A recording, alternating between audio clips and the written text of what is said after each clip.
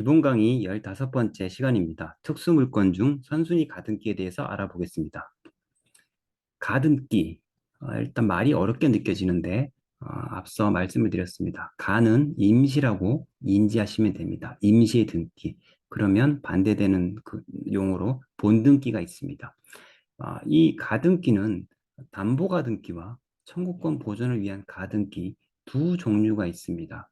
그러면 이게 무엇이냐면 담보가등기인 경우에는 돈을 빌려주고 내가 담보조로 가등기를 해놓는 것입니다. 담보조로. 그렇기 때문에 근저당과 유사한 측면이 있습니다. 그러면 청구권 보존을 위한 가등기는 무엇이냐? 이것은 청구권, 내가 가지고 있는 청구권을 보존하기 위한 가등기입니다. 예를 들면 A가 B에게 자신의 소유의 아파트를 매도하면서 B에게 이렇게 하는 거, 이렇게 약정을 하는 것입니다. 내가 지금은 나의 아파트를 너에게 팔지만 곧 너의 아파트를 내가 다시 사겠다. 그러한 내용을 갖다가 가등기로 표시해 놓는 겁니다. 그러니까 내가 다시 너에게 너의 아파트를 살 권리, 그 청구권을 보존하기 위해서 가등기를 해 놓는 것입니다. 그러면 이것을 과연 이 담보가등기와 청구권 보존의 가등기를 어떻게 구분하느냐? 등기에는 보통은 담보가등기라고 명시가 되어 있고 청구권 보존의 가등기로 명시되어 있다 하더라도 보통은 담보가등기인데 실질은 담보가등기인데도 청구권 보존을 위한 가등기를 해놓는 경우도 많습니다. 그렇기 때문에 중요한 것은 이 외형이 아니라 실질이 무엇인가를 판단하는 것인데, 그러면 이 실질이 무엇인가를 어떻게 알아내느냐? 일단 기준을 한 가지 말씀을 드리면, 경매가 진행되고 있을 때 이 담보가등기에 기해서 그 가등기가 배당 요구를 했다거나, 그러면 배당 요구를 했다고 한다면 그것은 담보가등기입니다. 그리고 그 가등기에 기해서 임의경매를 신청했다. 그러면 그것도 담보가등기입니다. 그것이 아니라면 청구권 보존을 위한 가등기일 가능성이 있으니 주의를 하셔야 됩니다. 왜 주의를 하셔야 되냐? 청구권 보존을 위한 가등기가 선순위일 경우에는, 그러니까 선순위인 경우에입니다. 기준 권리보다 말소 기준 권리보다 앞서 있는 가등기가 청구권 보존을 위한 가등기일 때는 낙찰자가 소유권을 이전을 완료한 이후에도 가등기 권리자가 가등기에 기해서 본등기를 하게 되면 낙찰자는 소유권을 상실한다. 아, 그러니까 말소 기준 권리보다 앞에 있는 가등기가 청구권 보존을 위한 가등기예요. 그러면 이게 이미 인수가 된다라는 것을 공시를 하고 있는 것입니다. 그러니까 입찰자는 내가 이거를 나중에 가등기가 본등기가 되면 나의 소유권이 뺏길 수도 있다라는 것을 인지하고 들어가야 됩니다. 그래서 청구권 보존을 위한 가등기가 선순위인 경우에는 주의를 하셔야 됩니다. 그 다음, 요 사례는 뒤에서 한번 보겠습니다. 요 사례는 지금 선순위 가등기가 있고 임차권 등기도 있고 대항력 있는 임차인도 있습니다. 그리고 청산을 위한 형식적 경매라는 말도 나옵니다. 여러 가지 용어가 나오는데 일단 첫 번째, 청산을 위한 형식적 경매라는 것은 무엇이냐면 청산, 그러니까 어떤 파산자가 자신의 어떤 부채를 정리하기 위해서 진행하는 경매라고 보시면 됩니다. 한번 살펴보겠습니다. 여기 보면 소유권자가 있고 가등기가 있습니다.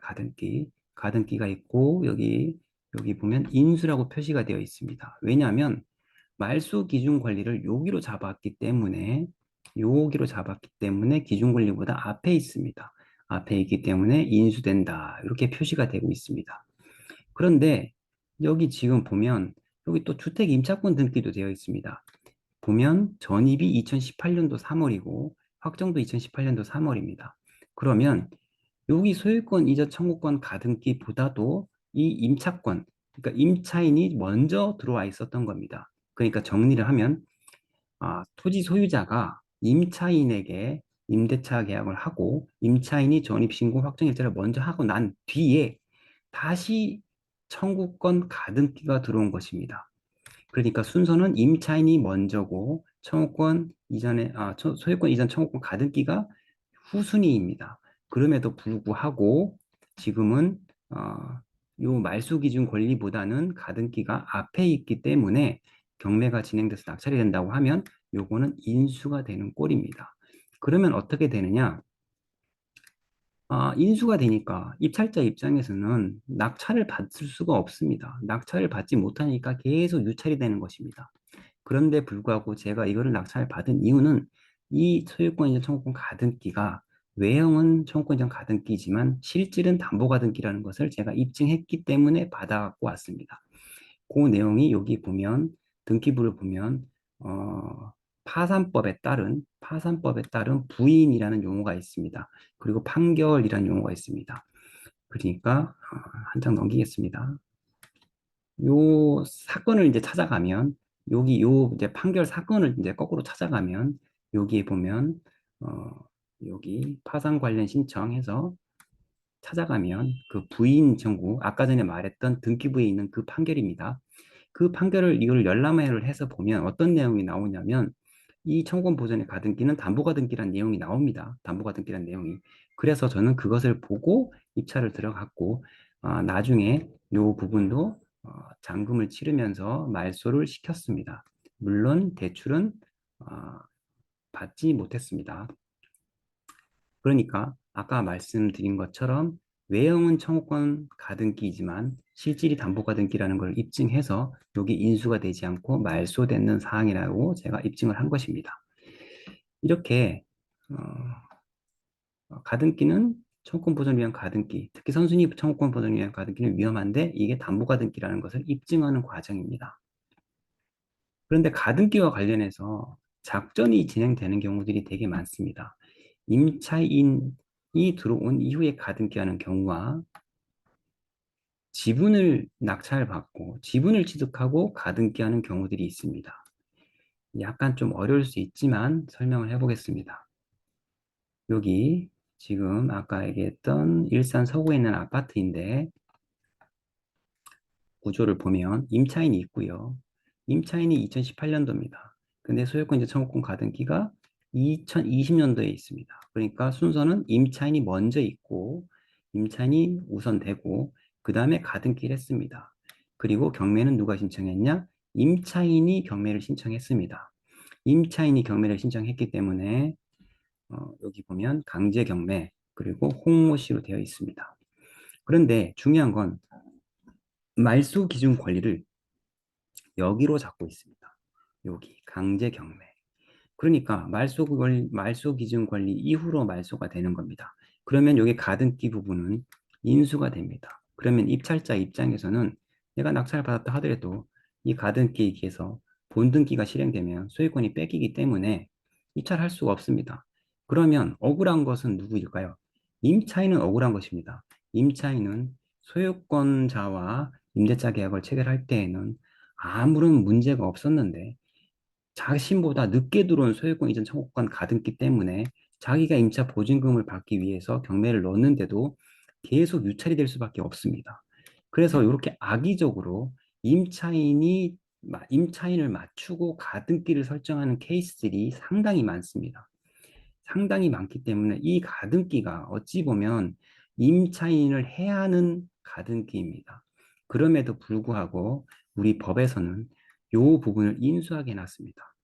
예를 들면 이 부분이 가등기가 아니고 근저당권자라고 한다면 근저당권자이기 때문에 말소 기준 권리를 여기에 잡습니다. 이쪽으로. 그러면 이 말소 기준 권리 잡히기 때문에 이 근저당인 경우는 말소가 됩니다. 그런데 여기는 가등기이기 때문에 청구권이 가등기이기 때문에 여기를 말소 기준 권리로 잡지 않습니다. 그래서 이런 문제가 생기고 이런 것을 악용하는 사례들이 너무나 많습니다. 그러면 이거는 결국 어떻게 되느냐? 결국 임차인이 낙찰을 받고 임차인이 이 청구권 가등기를 말소 소송을 해야 됩니다. 그래서 여기도 낙찰자가 홍모 씨로 되어 있습니다. 홍모 씨가 낙찰을 받았고 이 부분에 대해서 말소 소송을 진행했을 것입니다. 두 번째로 작전이 많이 펼쳐지는 부분은 지분을 취득하고 가등기 하는 경우입니다. 지분을 취득하고 가등기. 예를 들면 표로 한번 만들어 봤습니다. 2분의 1, 2분의 1 갖고 있습니다. 부동산에 대해서. 근데 요 2분의 1에 대해서만 경매가 진행되었고 요거를 낙찰을 받았습니다. 그럼 낙찰을 받으면 제가 지분 경매 때 설명을 드렸죠. 지분 경매는 온전한 물건을 만드는 과정이라고 했습니다. 그럼 2분의 1을 낙찰받고 이 나머지 2분의 1 소유자와 뭐 합의든 이런 뭐 여러 가지 현물 분할, 가격 분할, 대금 분할 절차를 거치면서 합의를 했겠죠. 근데 합의는 안 이루어졌을 것이고 그러면 공유물 분할을 위한 청구 소송을 했을 것입니다. 그리고 나서 여기에 판결문에 기해서 공유물 분할을 위한 경매를 넣습니다. 이 경매는 어떻게 되죠? 이 전체를 다 경매를 넣고 대금을 서로 나눠 가지게 됩니다. 그런데 문제는 무엇이냐면 이 2분의 1을 낙찰을 받은 사람이 낙찰을 받고 나서 여기 또 자기가 가진 지분에 대해서 가등기를 설정해 놓습니다. 그렇게 가등기를 설정해 놓은 다음에 이렇게 공유물 분할 청구 소송하고 공유물 분할 경매를 넣으니까 결국에는 전체가 경매에 나가게 되지만 이 가등기가 붙어 있기 때문에 이거는 또 인수사항입니다. 인수사항. 그러면 이 전체를 누군가 낙찰을 받았다 하더라도 나중에 이 가등기권자가 또 본등기를 하게 되면 이 전체를 낙찰을 받은 사람은 또 2분의 1을 또 뺏기게 되는 꼴이 됩니다. 그렇기 때문에 입찰을 꺼리게 되는 거고 이런 구조를 알기 때문에 이런 것을 악용하는 사례가 많습니다. 그러니까 지분을 낙찰받고 지분을 매입하고 자기 지분에 가등기 설정해 놓고 이런 절차를 거치는 겁니다. 그렇기 때문에 이런 것들이 되게 악의적으로 이용되는 것들이 많은데 판례에서 대법원 판례에서 일정 요건에 해당하는 경우에는 이 가등기가 효력이 없다라고 하고 있습니다. 그 부분은 지금은 기본 강의에선 설명을 하지 않도록 하겠습니다. 가등기에 대한 내용을 설명을 드렸는데 정리를 하면 담보가등기와 청구권 보전을 위한 가등기가 있고 담보가등기는 그렇게 어려움이 없으나 청구권 보전을 위한 가등기가 선순위인 경우에는 조심해야 된다. 그리고 그 선순위인 경우에는 작전을 하는 경우는 아까 말했듯이 임차인이 들어온 이후에 가등기 설정하는 경우와 지분을 취득하고 가등기를 또 설정한 다음에 공유물 분할 소송과 경매를 거치는 경우입니다. 본 강의는 부동산 경매 타짜 기본소를 바탕으로 구성되었음을 알려드립니다. 수고하셨습니다.